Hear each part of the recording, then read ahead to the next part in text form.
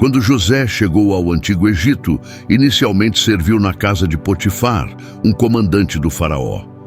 Durante seu tempo no Egito, após se destacar com lealdade na casa de Potifar, ele foi injustamente acusado pela esposa de Potifar e, como consequência, acabou preso.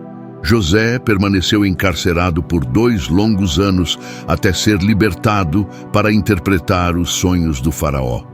Graças à sua habilidade de interpretar esses sonhos, ele se tornou governador de todo o Egito, uma posição de grande autoridade e influência. Nesse período, José teve 2 filhos, que chamou de Manassés e Efraim. Neste vídeo, convido vocês a descobrir as raízes e origens de Manassés e Efraim, os filhos de José, e como essas 2 figuras deram origem a 2 das tribos de Israel. Exploraremos as origens desconhecidas de Manassés e Efraim, bem como a história fascinante desses filhos de José e das tribos que deles descenderam. Quando José era governador do Egito, ele se casou com uma mulher de origem não semita. Embora ele fosse conhecido no Egito como Zafenate Paneia, sua esposa Asenate era de ascendência egípcia, descendente de Cam por meio da tribo de Misraim, o povo egípcio. Com Asenate, José teve 2 filhos. O primeiro foi Manassés e o segundo, Efraim. O nome Manassés, em hebraico e aramaico, é Menaché. Segundo o livro de Gênesis, ele foi o primogênito de José e Asenate. Ela, como mencionado, era uma mulher egípcia dada a José como esposa pelo faraó e era filha de Potífera, um sacerdote de On. Manassés nasceu no Egito antes da chegada dos filhos de Israel desde Canaã. Segundo Gênesis 48:5, o pai de José, Jacó, adotou os filhos de José, Manassés e Efraim para compartilhar equitativamente a herança de Jacó com seus próprios filhos, que formaram as tribos de Israel. De acordo com Gênesis 48:5, Manassés é considerado o patriarca da tribo israelita de Manassés, uma das 12 tribos de Israel. Jacó também abençoou Efraim acima de seu irmão mais velho. Quanto à origem e significado do nome Manassés, é interessante notar o que está registrado em Gênesis 41:51, onde José explica que nomeou seu filho Manassés porque Deus me fez esquecer todo o meu trabalho e toda a casa de meu pai. Curiosamente, em fenício hebraico, Manassés significa esquecer ou esquecimento. Em aramaico, o nome carrega o significado de fraco ou fraqueza, referindo-se aos dias difíceis que José enfrentou, especialmente durante sua escravidão, que foram os momentos mais frágeis de sua vida. No contexto aramaico, a fraqueza está diretamente relacionada aos dias de decadência que José experimentou. No livro de Crônicas, encontramos mais informações sobre a vida e biografia de Manassés.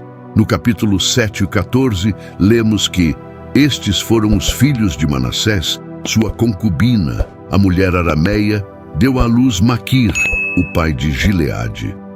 Deste trecho, entendemos que a esposa de Manassés era uma mulher síria, de origem aramaica. Para aqueles que acompanham o canal, frequentemente falo sobre os Ixos no Egito. Para quem não os conhece, os Ixos, também conhecidos como Reka-Hassut em egípcio, que significa governantes de terras estrangeiras, eram grupos de povos semitas que ingressaram no Egito por volta de 1900 a.C. Estabeleceram-se no Egito, deixando muitos descendentes. Esses povos semitas não só se integraram, mas também ocuparam posições de poder, incluindo faraós e governadores semitas como José, junto com outros administradores e governantes da época. Os Ixos são historicamente significativos porque foram os primeiros governantes estrangeiros a conquistar e controlar o Egito. Eles provavelmente se originaram em Canaã, a região que agora inclui Israel, Palestina, Líbano e partes da Síria, e eventualmente se estabeleceram na região do Delta do Nilo, no Baixo Egito. As dinastias Ixas governaram o Egito por cerca de 150 anos e estabeleceram sua capital em Avaris, na região do Delta do Nilo. Durante seu governo, introduziram novas técnicas militares, armamentos e práticas administrativas que influenciaram significativamente a cultura egípcia.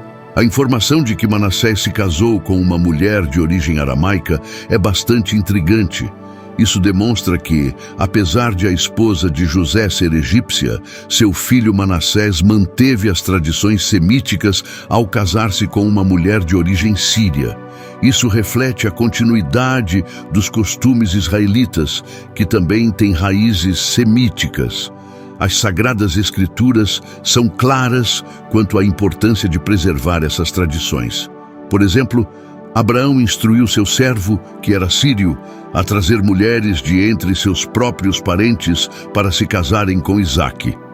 De forma semelhante, quando Isaque abençoou Jacó, ele o instruiu a não se casar com mulheres cananeias, mas sim com mulheres de sua própria linhagem, ou seja, aramaicas ou outros povos semíticos. Agora, sobre o segundo filho de José, ele teve um filho chamado Efraim. Segundo o livro de Gênesis, a mãe de Efraim era Asenate, o que o tornou irmão de Manassés e neto de Jacó. Efraim nasceu antes da chegada dos israelitas à terra de Canaã. O livro de Números menciona 3 filhos de Efraim: Sutela, Bequer e Taã. No entanto, nas primeiras crônicas são mencionados 8 filhos, incluindo Ézer e Eleade, que foram mortos enquanto tentavam roubar gado dos habitantes locais. Após a morte deles, Efraim teve outro filho chamado Beria, que foi ancestral de Josué, filho de Num, que posteriormente liderou as tribos israelitas na conquista de Canaã. De acordo com a Bíblia, a narrativa sobre o rei Jeroboão, que se tornou o primeiro rei do Reino do Norte de Israel, revela que ele também era da casa de Efraim, um descendente direto desse patriarca. Quanto ao significado e origem do nome Efraim, José deu esse nome ao seu segundo filho, explicando que Deus me fez próspero na terra da minha aflição. Alguns intérpretes de Gênesis relacionam o nome Efraim com a raiz hebraica fenícia, que significa ser frutífero, referindo-se à capacidade de José de gerar filhos, especialmente durante seu tempo no Egito. Portanto, o nome Efraim pode ser interpretado como serei frutífero. Outro significado do nome Efraim vem do idioma babilônico assírio-acádio, oferecendo uma interpretação interessante no contexto do verso onde José o nomeia. Essa interpretação deriva dos termos U mais Rim, resultando em Grim, que poderia significar a graça do mais alto ou agraciado pelo mais alto. Esse significado babilônico assírio tem maior sentido linguístico ao considerar a cultura semítica nativa de José. Nas culturas semíticas da antiguidade, a prosperidade por meio da descendência era profundamente valorizada. Ter numerosos filhos era um dos maiores indicadores de sucesso e bênção. Os antigos semitas davam extrema importância à capacidade de gerar muitos descendentes. O destino eventual da tribo de Efraim é um tema fascinante, especialmente considerando a narrativa de Jacó, cego e em seu leito de morte, abençoando Efraim antes de Manassés. Embora Manassés fosse o primogênito e, tradicionalmente, quem deveria ser abençoado primeiro, Jacó abençoou Efraim primeiro, o que é bastante curioso. O texto que descreve essa bênção menciona a palavra shekel, a qual a literatura rabínica clássica interpreta de várias maneiras esotéricas. Algumas fontes rabínicas associam shekel com mente ou sabedoria, indicando que Jacó estava plenamente consciente de quem estava abençoando. Outras fontes sugerem que shekel implica que Jacó estava transferindo a primazia de Manassés para Efraim. Além disso, outras interpretações veem shekel como um símbolo do poder de Jacó para instruir e guiar por meio do Espírito Santo. Essas interpretações mostram a profundidade da narrativa e a complexidade das tradições e crenças semíticas, onde a bênção de Jacó reflete tanto a sabedoria divina quanto uma reconfiguração do destino das tribos de Israel. Nas fontes rabínicas clássicas, Efraim é descrito como modesto e altruísta. Esses textos afirmam que sua modéstia e abnegação eram tão profundas que Jacó profetizou que Efraim deveria ter precedência sobre Manassés, seu irmão mais velho. De acordo com essas fontes, Deus honrou a bênção de Jacó, fazendo de Efraim o líder de todas as tribos, o que pode ser considerado um presságio de Josué, que posteriormente lideraria todas as tribos. Quanto à questão linguística, sabe-se que as tribos de Manassés e Efraim eram de ascendência mista, pois sua mãe, Azenate, era egípcia. Portanto, é correto afirmar que eles adquiriram um conhecimento considerável do idioma egípcio devido à sua mãe, uma mulher de origem egípcia. Além disso, falavam fluentemente o idioma aramaico de seu pai e, mais tarde, aprenderam o idioma cananeu, que agora é conhecido como hebraico. Um exemplo interessante disso é registrado no livro de Juízes 12, onde é relatado que quando os fugitivos efraimitas tentaram cruzar o rio Jordão, foi-lhes solicitado que pronunciassem a palavra Shibolet.